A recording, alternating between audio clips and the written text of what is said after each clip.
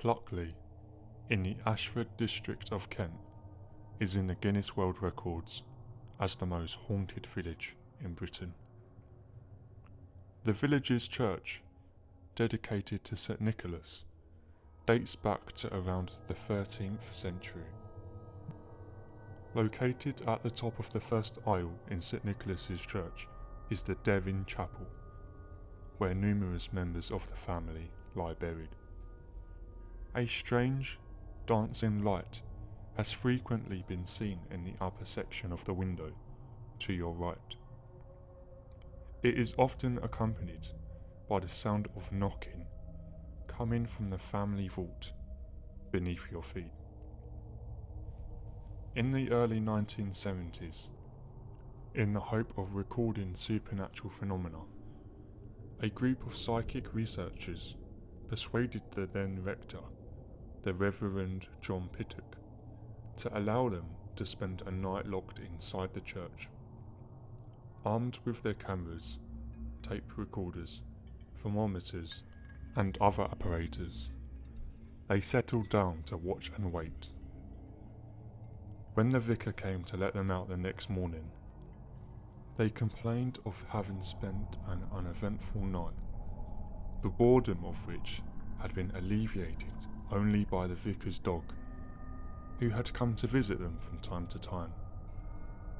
Actually, the vicar commented, "I don't have a dog." A small way down the road, we come to the Pinnock Bridge.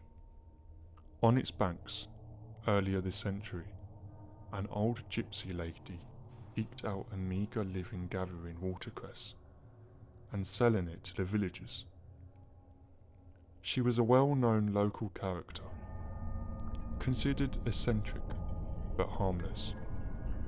Each night as the sun went down, she would sit on the walls of this bridge, smoke her clay pipe, and drink gin from a battered old flask. One evening, she fell asleep. The pipe dropped onto the rags she wore for clothing, and, within moments, she had erupted into a raging ball of flame. No one heard her agonized screams.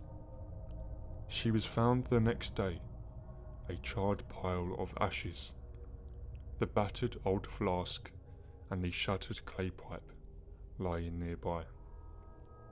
But her ghost had been seen many times since. In the years that followed her tragic death, she manifested as a screaming, howling figure surrounded by flame. But in latter years, she has become nothing more than a faint, pink glow that hovers in the air on the spot where the watercress lady was burnt to death. Lastly, we come to Deering Forest, otherwise known as the Screaming Woods. But that story is for another day.